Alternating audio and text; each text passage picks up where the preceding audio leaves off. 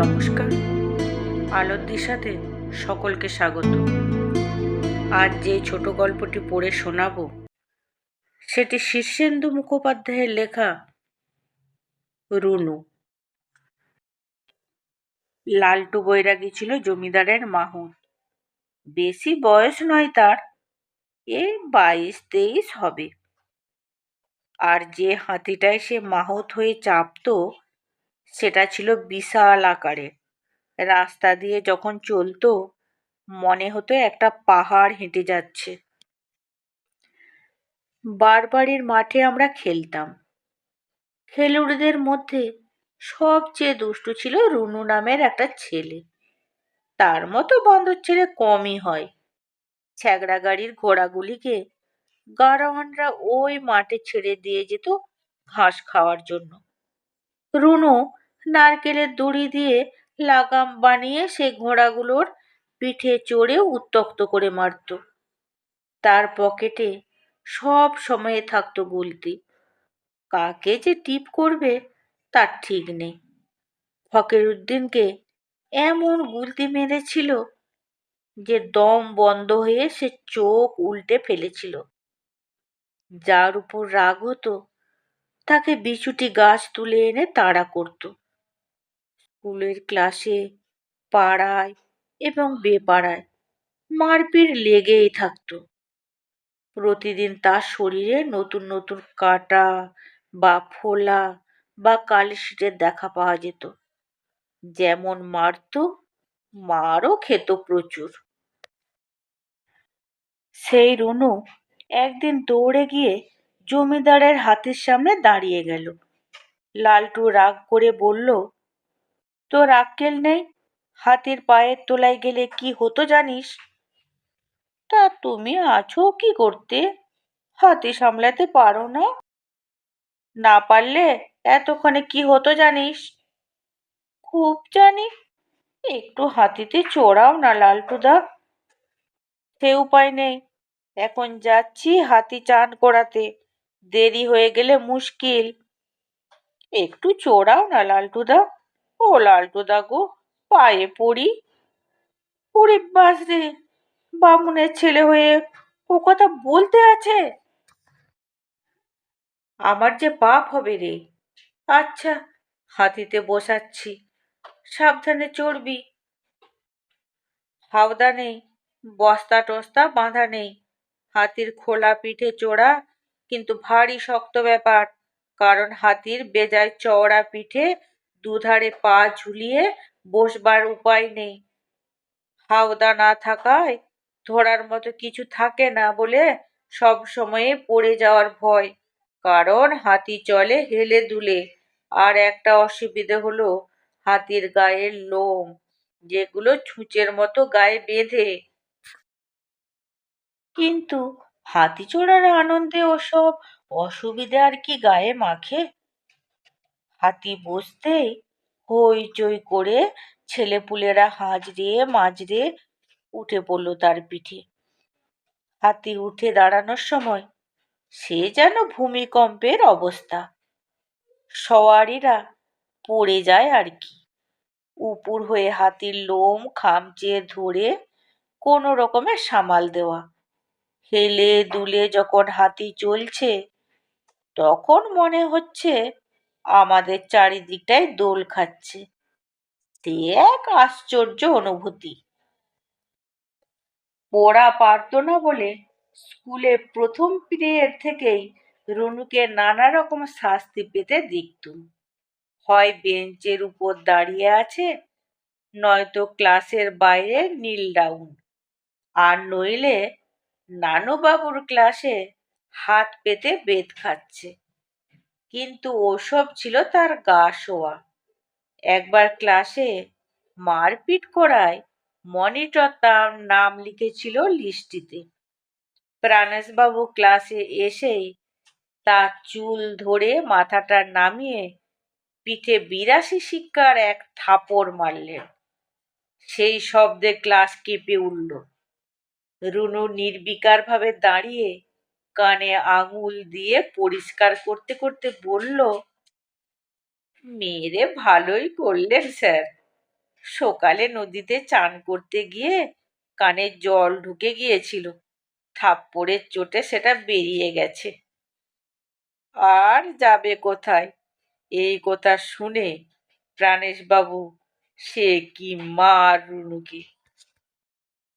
হ্যাঁ, ওই সাঁতার স্কুলে যাওয়ার অনেক আগেই রুনু গিয়ে ব্রহ্মপুত্রের জলে নেমে পড়তো।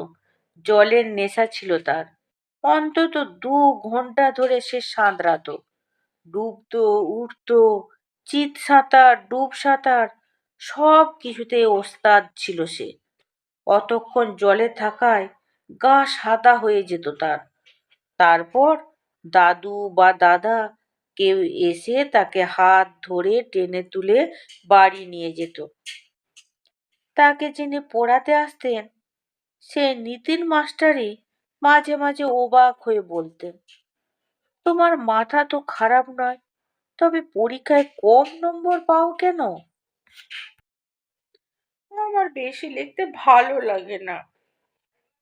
বেশি লেখার দরকার নেই, কারেক্ট লিখলেই হলো। আমার ভালো ছেলে হতে ইচ্ছে করে না। কি মুশকিল, তুমি কি ইচ্ছে করে ভুল লিখে দিয়ে আসো? রুনু চুপ। নিরীহ নিতিনবাবু বলেন, আমার কাছে যখন পড়া দিচ্ছ তখন ভুল হচ্ছে না, কিন্তু স্কুলে গেলেই ভুল, এরকম তো হওয়ার কথা নয়।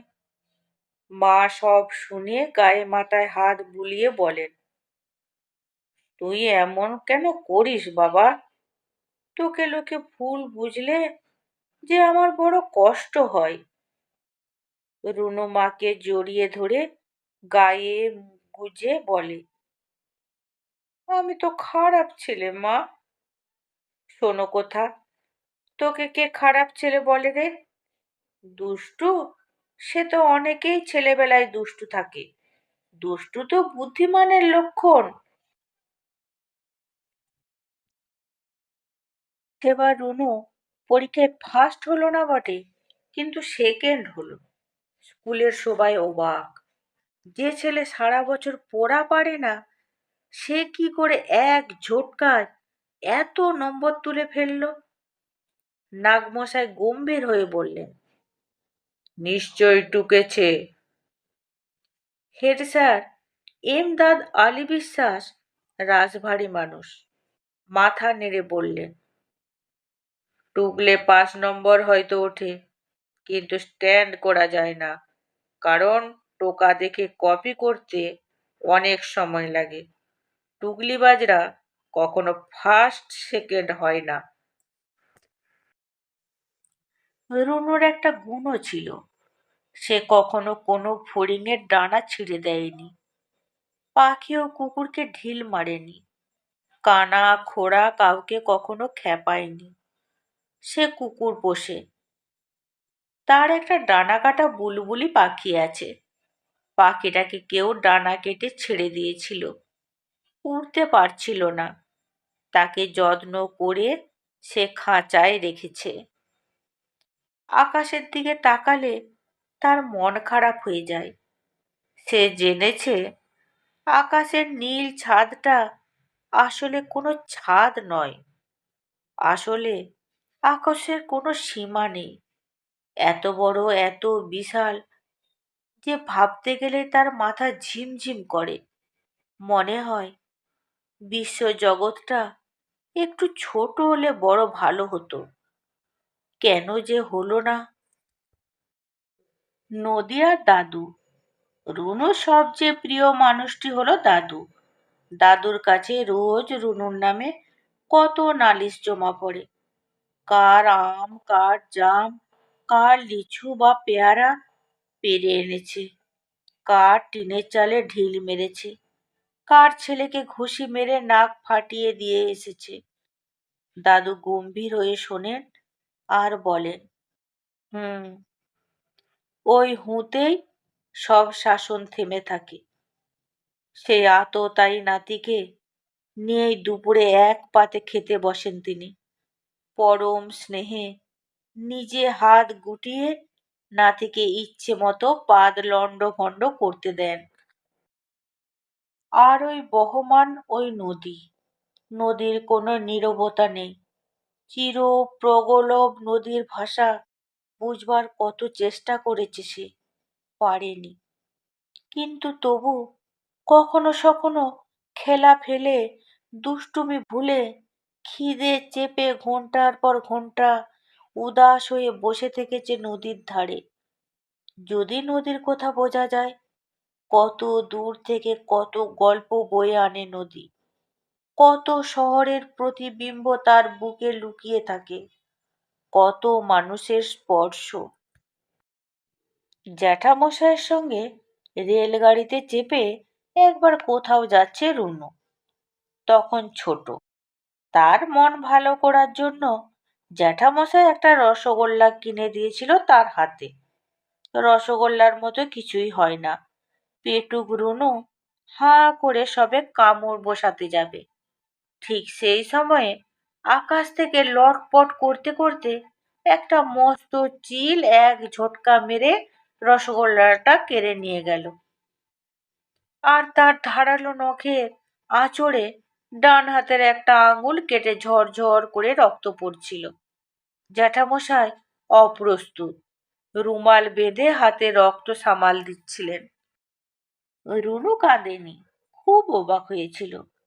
চিলের দুষ্টামির কথা সে জানে, আগেও কতবার দোকান থেকে কচুরি বা জিলিপি আনার সময় চ্যাঙারি কেড়ে নিয়ে গেছে। নতুন তো নয়, কিন্তু এই যে রসগোল্লাটা হাতে ছিল, এই নেই হয়ে গেল, এই বিষয়টা তার যেতে চায় না। ডান হাতে সেই হঠাৎ শূন্যতা সে অনেক দিন ধরে টের পেত। নমস্কার, এতক্ষণ যে ছোট গল্পটি পড়ে শোনালাম, সেটি শীর্ষেন্দু মুখোপাধ্যায়ের লেখা রুনু। এই গল্পটি যদি ভালো লেগে থাকে, তাহলে অবশ্যই লাইক, কমেন্ট, শেয়ার এবং একটি সাবস্ক্রাইব করে দেবেন।